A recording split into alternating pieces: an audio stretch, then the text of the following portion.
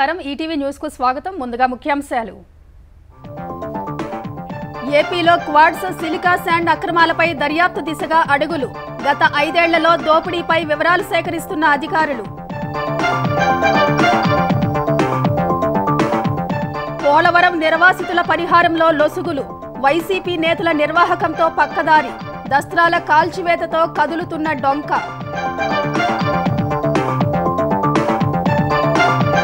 నేడు శ్రీ సిటీలో పర్యటించనున్న చంద్రబాబు 15 పరిశ్రమల ప్రారంభోత్సవం మరో 7 సంస్థల నిర్మాణానికి శంకుస్థాపన రాజ్యసభ ఉప ఎన్నికలకు నేడు అభిషేక్ సింఘ్వి నామినేషన్ సీనియర్ న్యాయవాది గెలుపుతో తెలంగాణకు మేలు జరుగుతుందన్న రేవంత్ అక్రమ నిర్మాణాల కూల్చివేతను వేగవంతం చేసిన హైడ్రా గండిపేట జలాశయం పరిధిలో ఫామ్ హౌజులు నేలమట్టం చేసిన అధికారులు దెహ్రాదూన్లో ఆగి ఉన్న బస్సులో బాలికపై 5గురి అఘాయిత్యం నిందితుల్లో ఆర్టీసీ డ్రైవర్లు కండక్టర్ అరెస్టు చేసిన పోలీసులు భారత తీర రక్షక దళం చీఫ్ రాకేష్ పాల్ హఠాన్ మరణం గుండెపోటుతో చెన్నైలో కన్నుమూత రక్షణ మంత్రి రాజ్నాథ్ సింగ్ సంతాపం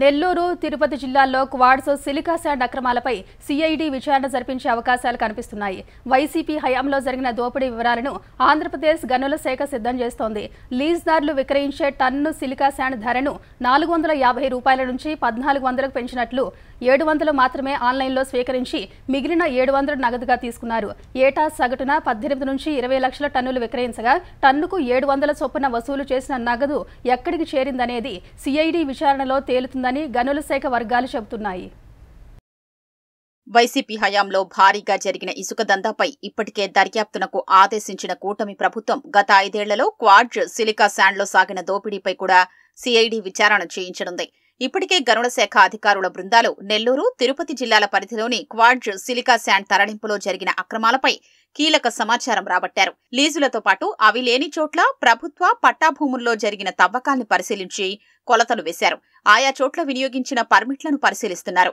ప్రాథమిక సమాచారం మేరకు కోట్లలో దోచుకున్నట్లు గుర్తించారు దీనిపై సిఐడి విచారణకు ఆదేశిస్తే వైసీపీ నేతల దోపిడీ లెక్క తేలుతుందని భావిస్తున్నారు గనుల శాఖ నివేదిక సిద్ధం కాగానే క్వాడ్స్ సిలికా శాండుల్లో జరిగిన అక్రమాలపై వేర్వేరుగా సిఐడి విచారణకు ఆదేశించనున్నట్లు తెలిసింది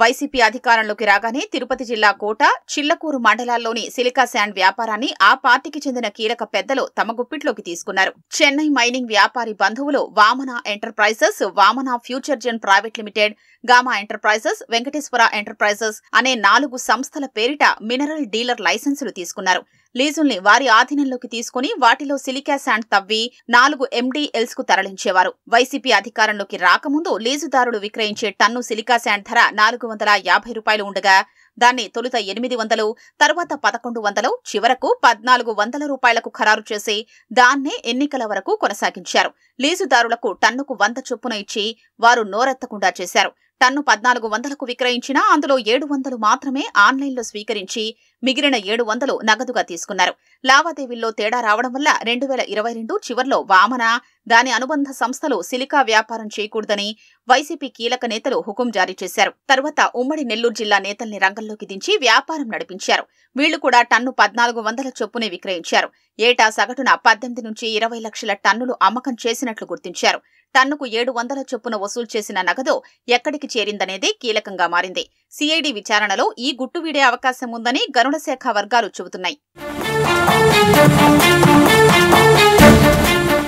నెల్లూరు జిల్లాలో లభించే హైగ్రేడ్ క్వాడ్స్ కు చైనాలో డిమాండ్ పెరగడంతో గత 2 ఏళ్లలో వైసీపీ నేతలు భారీగా దోచుకున్నారు గతంలో జిల్లా నుంచి ఏటా సగటున 1.50 లక్షల నుంచి 1.8 లక్షల టన్నుల క్వాడ్స్ తవ్వి తరలించేవారు అనూహ్యంగా గతేడాది రికార్డు స్థాయిలో 6.21 లక్షల టన్నుల మేర తరలించినట్లు ప్రాథమికంగా గుర్తించారు వివిధ లీజుల నుంచి 3.2 లక్షల టన్నులు తరలించినట్లు పర్మిట్లు తీసుకున్నారు. ఎప్పుడో తవ్వకాలు నిలిచిపోయినవి, రెన్యువల్కు ఎదురు చూస్తున్న లీజులు కలిపి 15 చోట్ల అక్రమంగా 1,00,000 టన్నులకు పైనే తరలించేశారు. ప్రభుత్వ, అటవీ, ప్రైవేటు పట్టా భూముల్లో 14 చోట్ల నుంచి కూడా 1,00,000 టన్నులకు పైనే అక్రమంగా తవ్వేశారని గుర్తించారు. మరో 1,00,000 టన్నులకు ఇతర పర్మిట్లు తీసుకుని వాటితో నెల్లూరు జిల్లాలో క్వాడ్జ్ను రవాణా చేశారని భావిస్తున్నారు. నెల్లూరు జిల్లాకు చెందిన 2 మాజీ మంత్రులు, ఇతర ముఖ్య నేతలు సిండికేట్గా ఏర్పడి టన్నుకు 7,000 చొప్పున వసూలు చేశారు. చైనాకు క్వాడ్జ్ ఎగుమతికి వినియోగించిన పర్మిట్ల డేటా ఉండడంతో సిఐడి విచారణతో దందా మొత్తం వెలుగు చూస్తుందని, దీని వెనుక ఉన్నవాళ్లు కూడా బయటకొస్తారని గనుల శాఖ వర్గాలు చెబుతున్నాయి. గత 5 ఏళ్లు పోలవరం నిర్వాసితులకు పరిహారం పంపిణీలో అక్రమాలకు పాల్పడిన దొంగలు ఇప్పుడు దొరకకుండా తప్పించుకోవాలని చూస్తున్నట్టు కనిపిస్తోంది. నకిలీ పత్రాలు సృష్టించి అర్హులకు అందాల్సిన సొమ్మును పక్కదారి పట్టించిన కేటుగాళ్లు ఆధారాల్ని కాల్చి బూడిద చేయాలనుకున్నట్టు తెలుస్తోంది. వైసీపీ దళారుల చేతిలో దగాపడిన పోలవరం నిర్వాసితులు ఇదే వాదన వినిపిస్తున్నారు. ధవళేశ్వరంలో దస్త్రాల దహనం వ్యవహారాన్ని లోతుగా పరిశీలిస్తేనే అక్రమాల డొంక కదిలే అవకాశం ఉంది. తూర్పుగోదావరి జిల్లా ధవళేశ్వరంలోని పోలవరం ప్రాజెక్టు భూసేకరణ, పరిపాలనా కార్యాలయంలో కీలక దస్త్రాల్ని గుట్టుగా కాల్చేసిన వ్యవహారం రచ్చకెక్కిన వేళ వైసీపీ 5 ఏళ్ల అక్రమాలు మరోసారి చర్చకొచ్చాయి. అల్లూరు జిల్లాలో పోలవరం ప్రాజెక్టు కింద విఆర్పురం, కూనవరం, చింతూరు, ఎటపాక, దేవీపట్నం మండలాలు ఉన్నాయి. విలీన మండలాల్లో పునరావాస ప్రక్రియ ప్రారంభం కాలేదు. దేవీపట్నం మండలంలో 44 ముంపు గ్రామాల్లో గిరిజనేతర కుటుంబాలు 6,000 వరకు ఉన్నాయి. ఇందులో కొండమొదలు పంచాయతీలోని తాళూరు గ్రామంలో కొందరు గిరిజనుడు మినహా మిగిలిన గ్రామాలన్నీ ఖాళీ అయ్యాయి. ఖాళీ చేసిన గ్రామాలకు సంబంధించి పరిహారం చెల్లింపుల్లో భారీ అవకతవకలు జరిగాయి. పోలవరం ప్రాజెక్టు భూసేకరణలో కొండపోరంబోకు భూములకు అప్పట్లో నకిలీ డీఫామ్ పట్టాలు, దొంగ లబ్ధిదారుని సృష్టించి పరిహారం సొమ్ము పక్కదారి పట్టించారు. రెవెన్యూ, ప్రాజెక్టు భూసేకరణ అధికారులు కనీసం దస్త్రాల్ని పరిశీలించకుండా రాజకీయ నేతలకు దాసోహమయ్యారు. అప్పట్లో పోలవరం భూసేకరణ ప్రత్యేక అధికారి Murali, special deputy collector Ramoji, tahsildar Veerraju, VRO Sattar, RI Bapiraju,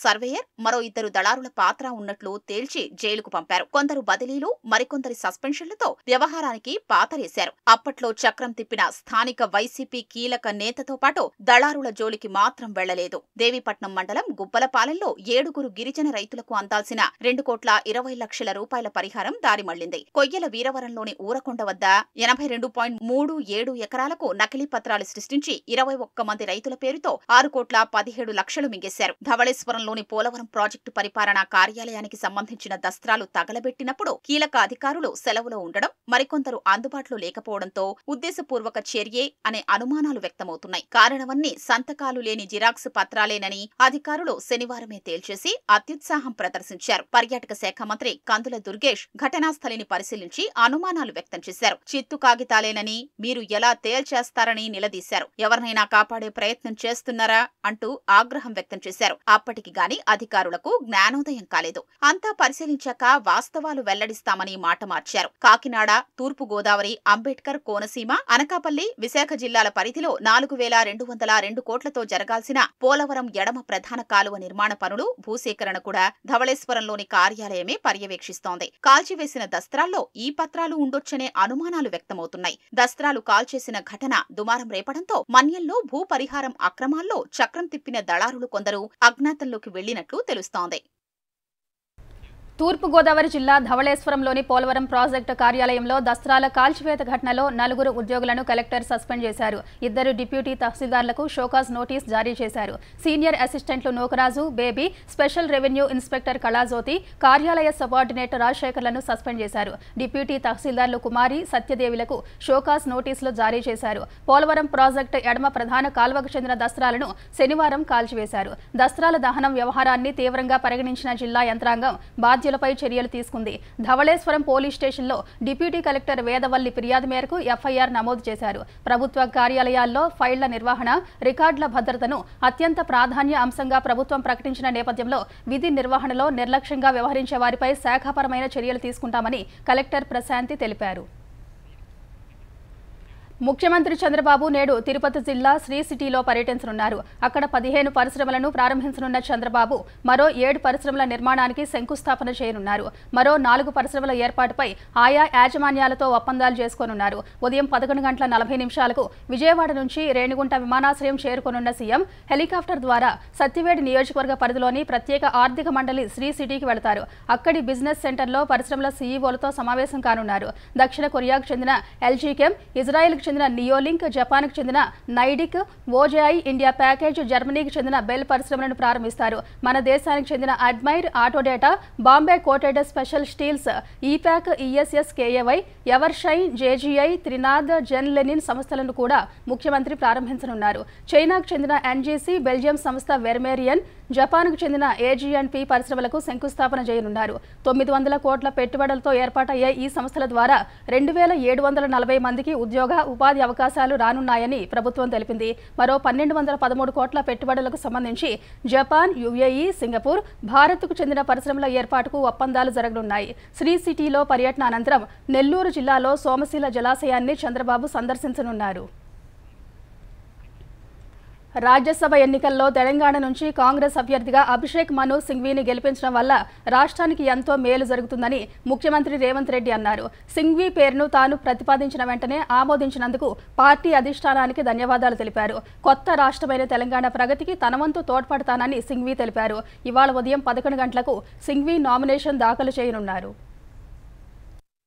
Hyderabad Nanakram గూడలోని ఓ హోటల్లో సీఎం రేవంత్ రెడ్డి అధ్యక్షతన కాంగ్రెస్ శాసనసభ పక్ష సమావేశం జరిగింది. పార్టీ రాష్ట్ర వ్యవహారాల ఇన్ఛార్జి దీపాదాస్ మున్షి, రాజ్యసభ ఉప ఎన్నిక అభ్యర్థి అభిషేక్ సింఘ్వీ, ఉప ముఖ్యమంత్రి భట్టి విక్రమార్క, మంత్రులు, ఎమ్మెల్యేలు, ఎమ్మెల్సీలు, ఎంపీలు హాజరయ్యారు. సీఎం వారందరినీ సింఘ్వీకి పరిచయం చేశారు. రాష్ట్ర పునర్విభజన చట్టంలో తెలంగాణకిచ్చిన హామీల అమల్లో అనేక రాజ్యాంగ, న్యాయపరమైన చిక్కులు, అవాంతరాలు తలెత్తాయని తెలిపారు. ఈ చట్టాన్ని 10 ఏళ్లుగా కేంద్రం అమలు చేయలేదని, చట్టంలోని అంశాలపై రాజ్యసభతో పాటు సుప్రీంకోర్టులో బలంగా వాదనలు వినిపించాల్సిన అవసరం ఉందన్నారు. ఇందుకోసమే రాజ్యాంగ న్యాయ కోవిదుడు అభిషేక్ సింఘ్వీని తెలంగాణ నుంచి రాజ్యసభకు పంపారని అధిష్టానాన్ని కోరామని తెలిపారు. మాజీ ఎంపీ కేకే పెద్ద మనసుతో క్రమశిక్షణ కలిగిన కాంగ్రెస్ కార్యకర్తగా వ్యవహరించారన్నారు. సింఘ్వీ తెలంగాణ నుంచి ఎంపీగా ఎన్నికవడం వల్ల రాష్ట్రానికి సంబంధించిన అనేక అంశాలపై రాజ్యసభలో పోరాడతారని ఉప ముఖ్యమంత్రి భట్టి విక్రమార్క అన్నారు. కొత్త రాష్ట్రమైన తెలంగాణ ప్రగతికి తన వంతు తోడ్పడతానని సింఘ్వీ తెలిపారు. సింఘ్వీని పార్టీ అభ్యర్థిగా ప్రకటించారంటూ పంపిన ప్రతిపాదనను ఆమోదించినందుకు అధిష్టానానికి ధన్యవాదాలు తెలుపుతూ సీఎల్పీ తీర్మానం చేసింది. అనంతరం మీడియాతో మాట్లాడిన సీఎం రేవంత్ రెడ్డి, విభజన చట్టంలోని అంశాలే కాకుండా జల వివాదాలు సహా అనేక సమస్యల పరిష్కారం కోసం చట్టసభ, కోర్టుల్లో సింఘ్వీ గట్టిగా వాదిస్తారని పేర్కొన్నారు. ఆంధ్రప్రదేశ్ పునర్విభజన చట్టంలో తెలంగాణ రాష్ట్రానికి చాలా అంశాలను చట్టబద్ధంగా మనకు హక్కులను కల్పించారు. నీటి కేటాయింపుల విషయంలో కూడా కృష్ణానది జలాలు, గోదావరి జలాల మీద కూడా ఆంధ్రప్రదేశ్ పెడుతున్న వివాదాలు ఇవన్నీ కూడా చట్టసభలలోనే కాకుండా న్యాయస్థానాలలో కూడా ఇప్పుడు మనము పోరాటం చేయాల్సిన అవసరం ఉన్నది. అందుకే రాజ్యాంగ నిపుణుడు, న్యాయ కోవిదుడు అభిషేక్ మను సింఘ్వీ గారు తెలంగాణ రాష్ట్రం నుంచి రాజ్యసభకి వెళ్తే మన రాష్ట్ర సమస్యల మీద చట్టసభలతో పాటు న్యాయస్థానాలలో కూడా పోరాటం చేయడానికి అవకాశం ఉంటుంది. అందుకే వారి రాష్ట్రం నుంచి ప్రాతినిధ్యం వహించడం తెలంగాణ రాష్ట్ర హక్కులను కాపాడడానికి, మన హక్కులను సాధించుకోవడానికి ఉపయోగపడుతుంది. All I can promise with the utmost sincerity, as I said inside, is that I shall be the unwavering voice for this state, for its very rich heritage and culture, a young state with an ancient lineage, for the voice of its people, its farmers, its youth, any and every issue. But all issues which arise, you can all bank upon me as your strongest possible supporter in Delhi. శాసనసభ కార్యాలయంలో ఈ ఉదయం 11 గంటలకు కాంగ్రెస్ రాజ్యసభ అభ్యర్థిగా Singhvi nomination దాఖలు చేయనున్నారని CM Revanth Reddy తెలిపారు. రుణమాఫీ అమలు చేసేందుకు త్వరలో రైతు కృతజ్ఞతా సభ ఏర్పాటు చేస్తామని ప్రకటించారు. ఈ నెల 20న మాజీ ప్రధాని రాజీవ్ గాంధీ విగ్రహావిష్కరణ చేయాలనుకున్నా కుదరలేదని తెలిపారు. పార్టీ పెద్దలతో మాట్లాడి త్వరలో ఈ 2 కార్యక్రమాలు నిర్వహిస్తామని వెల్లడించారు. దక్షిణ తెలంగాణ విద్యుత్ పంపిణీ సంస్థ TGS-PDCLలో 2017 నుంచి పెండింగ్లో ఉన్న పదోన్నతులకు మోక్షం లభించింది. ఒకేసారి 2263 మంది ఉద్యోగులకు పదోన్నతులు కల్పిస్తూ ఆ సంస్థ CMD ముషారఫ్ ఫరూకీ ఆదేశాలు జారీ చేశారు. దీంతో ఉద్యోగులు హైదరాబాద్లోని SPDCL కార్పొరేట్ కార్యాలయంలో ముఖ్యమంత్రి రేవంత్ రెడ్డి, ఉప ముఖ్యమంత్రి భట్టి విక్రమార్క, ముషారఫ్ ఫరూకీ చిత్రపటాలకు పాలాభిషేకం చేశారు. ఇకపై మరింత నిబద్ధతతో పనిచేస్తామని ఉద్యోగులు తెలిపారు. పదోన్నతుల కోసం దశాబ్ద కాలంగా ఎదురు చూశామన్నారు. గత ప్రభుత్వానికి ఎన్నిసార్లు విజ్ఞప్తి చేసినా పట్టించుకోలేదని, ఈ ప్రభుత్వం దృష్టికి తీసుకెళ్లిన వారం రోజుల్లోనే సమస్య పరిష్కారమైందని ఆనందం వ్యక్తం చేశారు. ట్రాన్స్కో, జెన్కో ఉద్యోగులకు కూడా పదోన్నతులు కల్పించాలని విజ్ఞప్తి చేశారు. 2500 పైచిలకు ఉద్యోగులకు ప్రమోషన్లు ఇప్పడం అనేది మహా అద్భుతం. ఎందుకంటే గత 7 సంవత్సరాలకెళ్ళి కోర్టు కేసు అని ఏదో రకంగా పెండింగ్ పడుతూ వచ్చిన ప్రమోషన్లు ఈ రోజు మా CMD ముషరఫ్ అలీ గారు చొరవ తీసుకొని, మన ముఖ్యమంత్రి గారు, ఉప ముఖ్యమంత్రి భట్టి విక్రమార్క ఆశీస్సులతోటి వాళ్ళను అనుమతి తీసుకొని మా అందరికీ ప్రమోషన్ ఇచ్చినందుకు CMD ముషరఫ్ అలీ గారికి మేము కృతజ్ఞతలు తెలుపుతున్నాను. 2800 మందికి ఈ రోజు ప్రమోషన్లు ఇవ్వడం జరిగింది. వాళ్ళందరూ కూడా లాభం పొందిండ్రు. అదే విధంగా 2008 మంది కొత్త ఉద్యోగాలు రావడానికి ఆస్కారం ఉంది.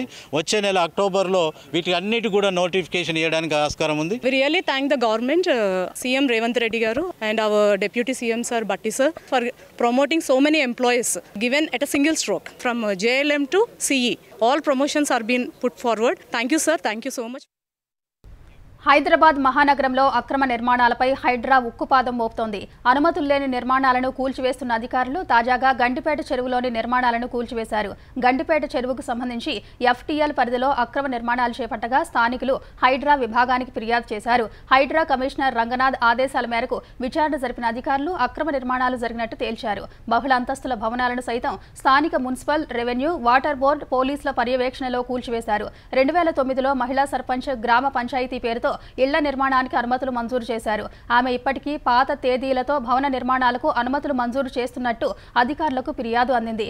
ఇది చట్టవిరుద్ధమన్న అధికారులు గతంలో సర్పంచ్ జారీ చేసిన అనుమతి పత్రాలు చెల్లవని ప్రజలు గుర్తించాలని తెలిపారు. కాలం తీరిన అనుమతులతో FTL బఫర్ జోన్ల పరిధిలో నిర్మాణాలు చేయవద్దని, ఆయా ప్రాంతాల్లో స్థిరాస్తులు కొనుగోలు చేయవద్దని హైడ్రా కమిషనర్ రంగనాథ్ ప్రజలకు సూచించారు.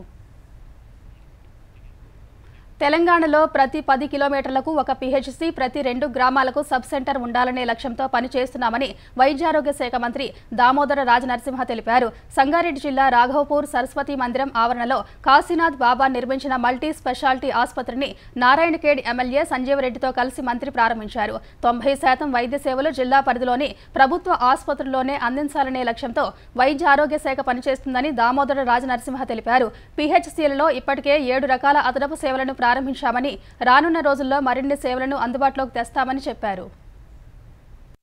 సబ్ సెంటర్ నుంచి మొదలు పెడితే జిల్లా స్థాయి వరకు 90% ట్రీట్మెంట్ జిల్లాలోనే జరగాలి. మిగతా 10%, 15% అనేది సూపర్ స్పెషాలిటీ హాస్పిటల్ అంటే జంట నగరాలకు, రాజధానికి పోవాలి. 85% ట్రీట్మెంట్ అనేది మన జిల్లాలోనే జరగాలి. ఆ దిశగా ఈ ప్రభుత్వం ఆలోచన చేస్తుంది.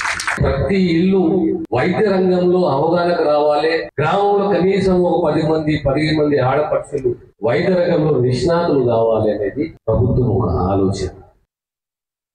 సూర్యాపేట ప్రభుత్వ ఆసుపత్రిలో పనిచేస్తున్న వసీం అనే వ్యక్తి 3 నెలలుగా వేతనాలు లేక మృతి చెందారంటూ మాజీ మంత్రి కేటీఆర్ X వేదికగా చేసిన వ్యాఖ్యలను మంత్రి దామోదర రాజనరసింహ ఖండించారు. ఈ మేరకు వైద్య ఆరోగ్య శాఖ మంత్రి కార్యాలయం Xలోనే కేటీఆర్కు సమాధానం చెప్పారు. వసీం వ్యక్తిగత కారణాలతో చనిపోయారని, ఆత్మహత్యను రాజకీయాలకు వాడుకోవడం దురదృష్టకరమని మంత్రి పేర్కొన్నారు. వసీంకి 1 నెల వేతనం మాత్రమే పెండింగ్ ఉందని, ఆ మొత్తానికి సంబంధించిన ప్రాసెస్ జరుగుతుందని తెలిపారు. కేటీఆర్ పూర్తి వివరాలు తెలుసుకున్న తర్వాతే సామాజిక మాధ్యమాల్లో పోస్ట్ చేస్తే బాగుంటుందని మంత్రి అభిప్రాయపడ్డారు. వసీం కుటుంబానికి ప్రభుత్వం అండగా ఉంటుందని తెలిపారు.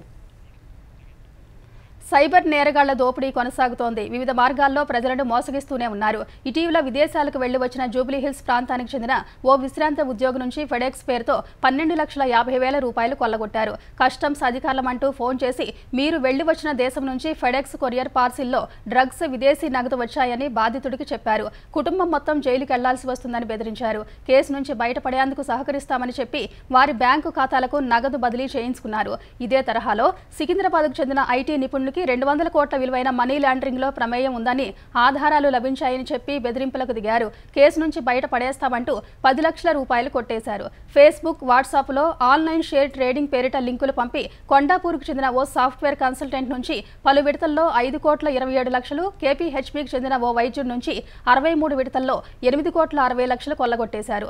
మొదట బాధితులకు లాభాలు ఉపసంహరించుకునేందుకు అవకాశం ఇచ్చి నమ్మకం ఏర్పరచుకున్నారు. అనంతరం భారీ స్థాయిలో డబ్బులు కొల్లగొట్టేశారు. విశాఖ శివారు పెందుర్తిలో దొంగలు ఏటీఎంను పగలగొట్టి 19 లక్షల రూపాయలను ఎత్తుకెళ్లారు. పెందుర్తి జంక్షన్ నటరాజ్ థియేటర్ పక్కన ఉన్న ఎస్బీఐ ఏటీఎంను పగలగొట్టిన దొంగలు తమను ఎవరూ గుర్తుపట్టకుండా సీసీ కెమెరాలకు నల్ల స్ప్రే కొట్టారు. డీవీఆర్ బాక్సుల కనెక్షన్ తొలగించి తమ వెంట ఎత్తుకెళ్లిపోయారు. చోరీ సమాచారం తెలుసుకున్న పెందుర్తి పోలీసులు క్లూస్ టీం ఆధారంగా విచారణ చేపట్టారు. ఈ దొంగతనంలో 4 నుంచి 5 వరకు పాల్గొని ఉంటారని అంచనా వేస్తున్న పోలీసులు ఇది ఇతర రాష్ట్రాలకు చెందిన వారి పనిగా అనుమానిస్తున్నారు.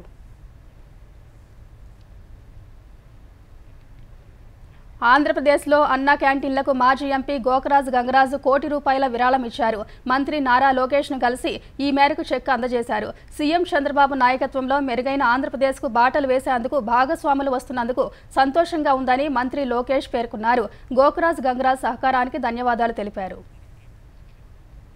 ఉత్తరాఖండ్లోని దెహ్రాదూన్లో అంతర్రాష్ట్ర బస్ టెర్మినల్ వద్ద ఆగి ఉన్న బస్సులో బాలికపై 5 వ్యక్తులు సామూహిక అత్యాచారానికి పాల్పడ్డారు. ఈ నెల 12న చోటు చేసుకున్న ఈ ఘటనపై శనివారం పోలీసులకు ఫిర్యాదు అందింది. ఉత్తరాఖండ్, ఉత్తరప్రదేశ్కు చెందిన 5 నిందితులను అరెస్టు చేశారు. నిందితుల్లో ప్రభుత్వ బస్సు డ్రైవర్లు, కండక్టర్ ఉన్నారని పోలీసులు తెలిపారు. ఈ నెల 12 అర్ధరాత్రి అంతర్రాష్ట్ర ప్లాట్ఫామ్పై ఓ బాలిక ఒంటరిగా కూర్చొని ఉందంటూ జిల్లా శిశు సంక్షేమ కమిటీకి సమాచారం అందిందని వెల్లడించారు. కమిటీ సభ్యులు బాలికను బాలనికేతన్కు తరలించి కౌన్సిలింగ్ ఇవ్వగా జరిగిన దారుణాన్ని వివరించిందని చెప్పారు.